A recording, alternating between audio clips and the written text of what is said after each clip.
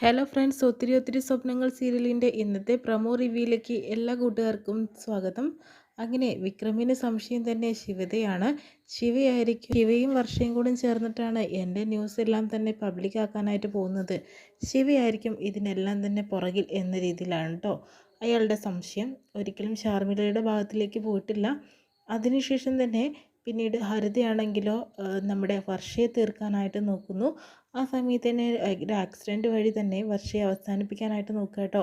പെട്ടെന്ന് തന്നെ വിവേക് ആണെങ്കിലോ വർഷയെ പിടിച്ചു മാറ്റുന്നുണ്ട് കേട്ടോ. അങ്ങനെ വർഷയും കൂട്ടിയിട്ട് വിവേക് അവിടെ വീഴുന്നുണ്ട്. ഈ പ്ലാനിങ് പൊളിഞ്ഞു എന്ന രീതിയിൽ ഹരിത മനസ്സിലാക്കുമ്പോഴത്തേന് പെട്ടെന്ന് അവിടെ നിന്ന് മുങ്ങാനായിട്ട് ശ്രമിക്കുന്നു കേട്ടോ. അതിനുശേഷം തന്നെ വർഷയൊക്കെ പിടിച്ചെഴുന്നേൽപ്പിച്ചതിന് ശേഷം തന്നെ എന്ത് മനുഷ്യനാത്താൻ, എന്തൊരു മനുഷ്യനാണ്, എൻ്റെ നടു ഒടിഞ്ഞെന്ന് പറയുന്നുണ്ട്.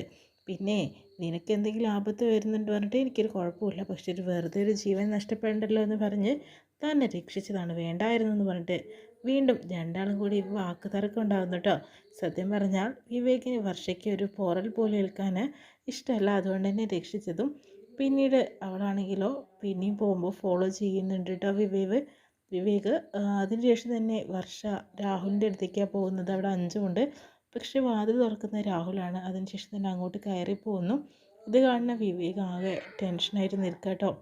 പിന്നീട് അവിടെ അവരെ വെയിറ്റ് ചെയ്ത് നിൽക്കണം. ഉള്ളിലാണെങ്കിലോ അഞ്ചും രാഹുലും കൂടിയും വർഷയെ സംരക്ഷിക്കാനുള്ള പ്ലാനിംഗ് ഒക്കെ തയ്യാറാക്കിക്കൊണ്ടിരിക്കുകയാണ്. അതിനുശേഷം തന്നെ വിവേക് പറയുന്നുണ്ട്, അരമണിക്കൂറായി വർഷ ഇതിനകത്തേക്ക് കയറിപ്പോയിട്ട്, ഇനിയിപ്പോൾ എന്താണ് അവിടെ സംഭവിക്കുന്നതെന്ന് അറിയില്ല. ആകെ ടെൻഷൻ അടിച്ച് നിൽക്കുകയാണ്. വെറും തെറ്റിദ്ധാരണയുടെ പുറത്താട്ടോ. അങ്ങനെ ആ തെറ്റിദ്ധാരണ ഉടനെ തന്നെ മാറ്റാനായിട്ട് പറ്റും കേട്ടോ. ഇത്തിരി കാണിച്ചുകൊണ്ട് ഇന്നത്തെ പ്രൊമോ റിവ്യൂ കഴിയുന്നത്.